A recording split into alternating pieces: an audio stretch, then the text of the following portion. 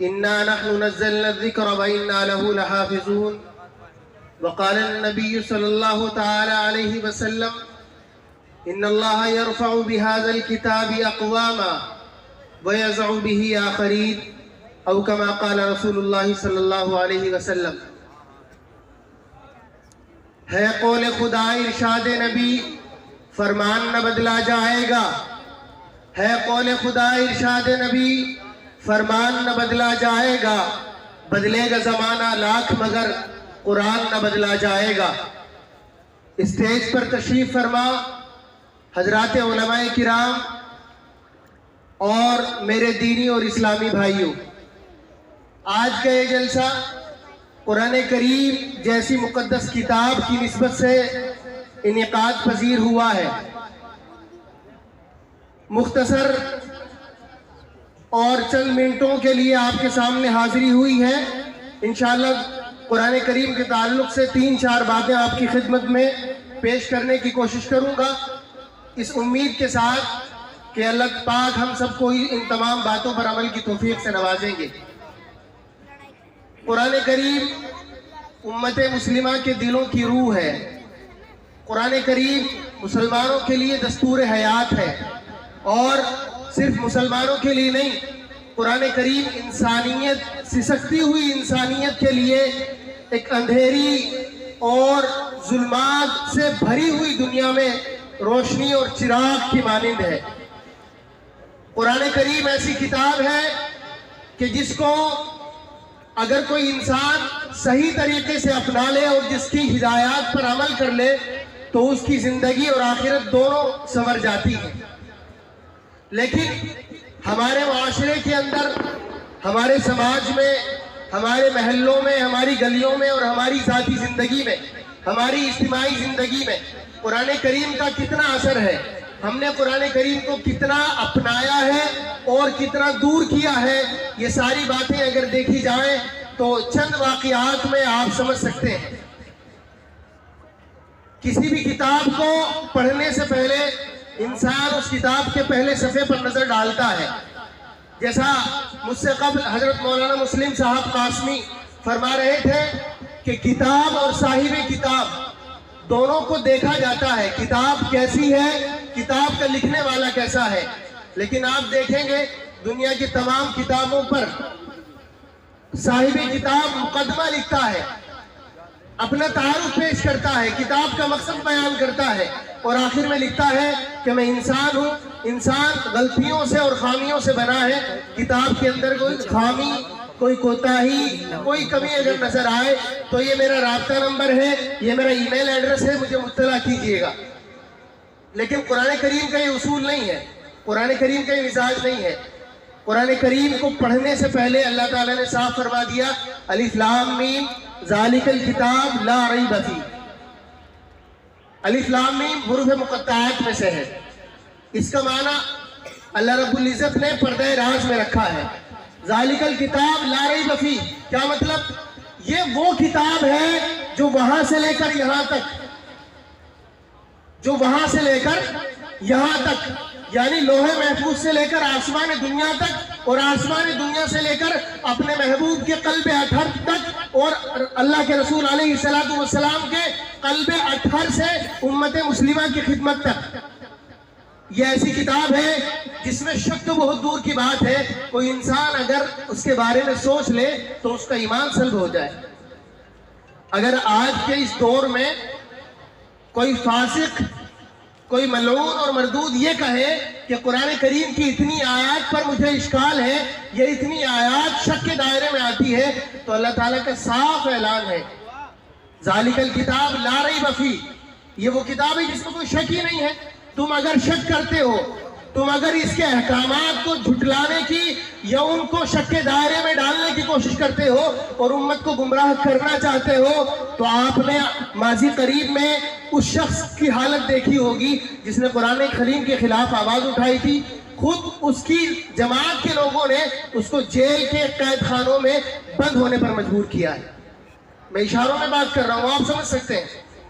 ایک واقعہ قرآن کریم کے ضمن میں، یہ علاقہ مغربی اتر پردیش کا علاقہ، دہلی سے لے کر سہارنپور تک اور ادھر دہریل سے لے کر مراد آباد، امروہہ اور آپ کا بجنور، یہ پورا علاقہ اللہ تعالیٰ نے ہمیں نعمت کے طور پر دیا ہے۔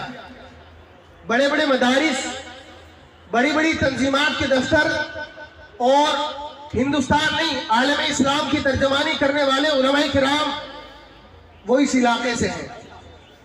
بہت سارے علماء حفاظ پورا اس علاقے سے ہیں۔ ہمیں قدر نہیں ہے۔ ایک واقعہ چھوٹا سا آپ کے سامنے پیش کرتا ہوں، اس کے بعد اجازت لوں گا۔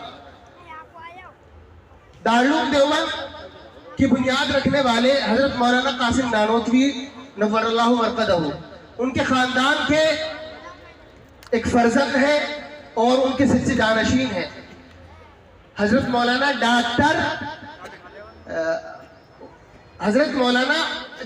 عاصم منیر صاحب۔ وہ اپنا ایک واقعہ بیان کرتے ہیں اور کہتے ہیں کہ ہندوستان سے جب امریکہ کا سفر ہوا ملازمت کے سلسلے میں، تو پہلی مرتبہ جب میں امریکہ کے ایئرپورٹ پہ اترا اور اپنی جائے رہائش پر میں پہنچا، اس کے بعد پہلا جمعہ جو میری زندگی میں امریکہ کے سفر کے دوران آتا ہے، مجھے یہ پریشانی ہوئی کہ اب تک کی جتنی نمازیں ہیں وہ ساری تو میں نے گھر کے اندر پڑھ لی، لیکن جمعے کے لیے کوئی مسجد یا کوئی ایسی جماعت گاہ مجھے مل جائے تاکہ میں مسلمانوں کے ساتھ جمعے کی نماز ادا کر سکوں۔ وہ کہتے ہیں کہ میں نے معلوم کیا، اور جس شہر کے اندر میرا قیام تھا اس شہر میں جمعے کی نماز کا انتظام نہیں تھا۔ مجھے فلائٹ لے کر دوسرے شہر جانا پڑا۔ میں نے فلائٹ لی اور دوسرے شہر میں جا کے میں فلائٹ سے پہنچا، اور وہاں ایئرپورٹ سے باہر میں نکلا اور میں نے ٹیکسی والے کو روکا، تو اتفاق سے ایک ٹیکسی والا مجھے نظر آیا جس کے سر کے اوپر پگڑی تھی اور وہ پنجابی تھا، سردار تھا۔ میں نے اس سے پوچھا، ہندی زبان اس کو آتی تھی، میں نے اس سے بات کی اور میں نے اس سے پوچھا کیا آپ ہندوستان سے ہیں؟ میں بھی ہندوستان سے ہوں۔ آپ کسی ایسی جگہ کو جانتے ہیں جہاں پر جمعے کے روز فرائیڈے کے دن بہت سارے مسلمان جمع ہوتے ہوں اور عبادت کرتے ہوں؟ وہ سمجھ گیا کہ ہندوستان میں جگہ جگہ جمعے کی نماز ہوتی ہے اور میں ہندوستان سے ہوں۔ اس نے کہا کہ ہاں، میں آپ کو ایسی جگہ چھوڑ سکتا ہوں لیکن آپ کو اتنا کرایہ دینا ہوگا۔ قاری صاحب فرماتے ہیں کہ میں نے اس سے معاملہ طے کیا، اس نے مجھے ٹیکسی میں بٹھایا اور شہر کے ایک کونے پہ جا کے اس نے ایک دروازے کے سامنے ٹیکسی روکی اور مجھے کہا کہ آپ تشریف لے جائیں، یہی وہ جگہ ہے جہاں فرائیڈے کے دن بہت سارے مسلمان ٹوپی والے، داڑھی والے، جبے قبے والے جمع ہوتے ہیں اور وہ جمع ہو کے عبادت کرتے ہیں۔ قاری صاحب کہتے ہیں میں نے اس کو پیسے دیے، وہ روانہ ہوا اور میں اس دروازے کے اندر داخل ہوا تو دیکھتا ہوں کہ ایک ہال ہے، وہاں پر بہت سارے مسلمان جمع ہیں۔ میں چونکہ آخری وقت میں پہنچا تھا، مجھے جگہ ملی آخری صف میں۔ دیکھا کچھ لوگ وضو بنا رہے ہیں اور کچھ لوگ انتظار میں بیٹھے ہیں۔ جمعے کا وقت ہوتا ہے، اس ہال کے پچھلے حصے میں ایک کمرہ ہے امام محترم کا۔ امام صاحب نکلتے ہیں، تشریف لاتے ہیں اور لوگوں کو کراس کرتے ہوئے، لوگوں کے کاندھوں سے اپنا پیر گزارتے ہوئے، صفوں کو پھلانتے ہوئے مصلی پہ پہنچتے ہیں اور جا کے نہ تکبیر ہوتی ہے، اور آپ جانتے ہیں کہ جمعے سے پہلے خطبہ ضروری ہوتا ہے، نہ خطبہ ہوتا ہے، اللہ اکبر کہتے ہیں اور نیت باندھ لیتے ہیں۔ میں حیران ہوں کہ اتنے سارے فرقے ہیں، تمام فرقوں کا جمعہ ادا کرنے کا، نماز ادا کرنے کا طریقہ تھوڑا سا مختلف ہوتا ہے، لیکن اس طرح کا طریقہ میں نے کہیں نہیں دیکھا۔ میں خاموش رہا، میں نے نیت باندھ لی۔ ہو سکتا ہے اسی طرح یہ لوگ نماز پڑھتے ہوں۔ نیت باندھ لی، نیت باندھنے کے بعد امام محترم نے سورہ فاتحہ پڑھی۔ سورہ فاتحہ کے بعد اب کیا ہونا تھا؟ سورہ فاتحہ کے بعد کیا ہونا تھا؟ سورت ملانی تھی۔ امام صاحب نے سورت نہیں ملائی، امام صاحب نے رکوع کیا، رکوع سے کھڑے ہوئے سجدہ کیا، ایک سجدہ مکمل ہوا، دوسرا سجدہ کیا، اس کے بعد امام صاحب پھر دوسری رکعت کے لیے کھڑے ہوئے اور پھر سورہ فاتحہ پڑھی۔ سورہ فاتحہ کے بعد پھر سورت ملانی تھی، امام صاحب نے سورت نہیں ملائی، رکوع کیا۔ اس طرح سے 2 رکعت مکمل ہوئی۔ التحیات میں بیٹھے، تشہد میں بیٹھے، سلام پھیرا۔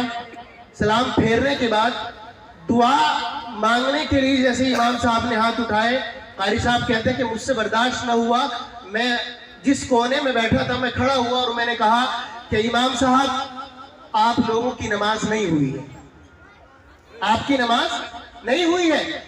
کہنے لگے کہ سارے کے سارے نمازی امام صاحب کے پیچھے تھے، ان سب کا چہرہ میری طرف ہوا اور مجھے دیکھنے لگے اور بڑی حیرانی کے ساتھ دیکھتے رہے اور کہنے لگے میاں آپ کون ہیں کہنے والے کی نماز نہیں ہوئی ہے؟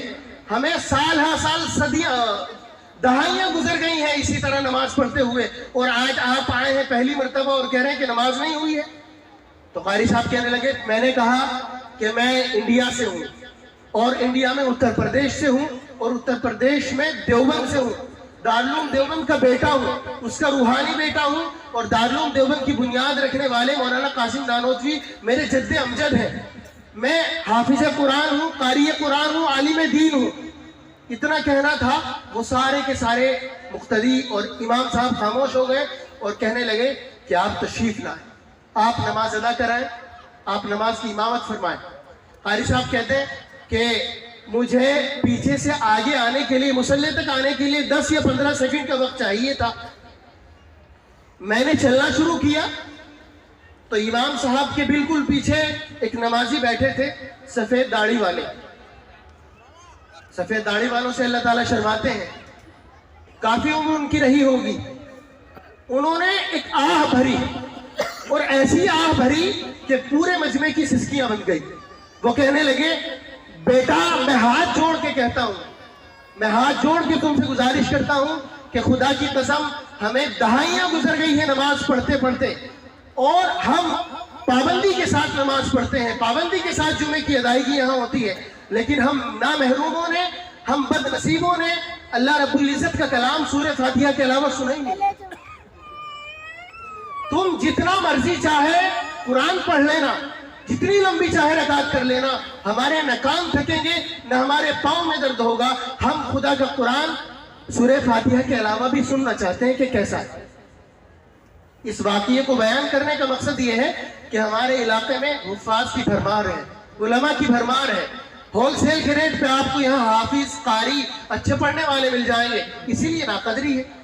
اللہ پاک ہم سب کو اپنے علماء کی، حفاظ کی اور اپنے اکابرین کی قدردانی کی توفیق نصیب فرمائے، اور قرآن کریم کی مناسبت سے منعقد ہونے والی اس مجلس کو قبول فرمائے، اور ہمیں بارہا علماء، حفاظ اور اہل مدارس کی خدمت کرنے کی توفیق عطا فرمائے۔